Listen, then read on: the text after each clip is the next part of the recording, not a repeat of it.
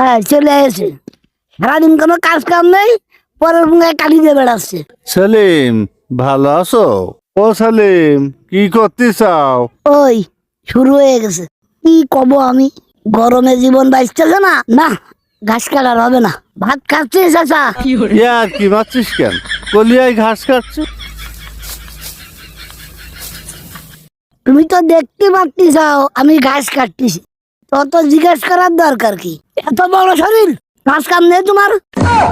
কাজ কাম না থাকলে আমার সাথে হাত লাগাও, আর না লাগালে এই ঘাসগুলো বাড়ি যাও যাও।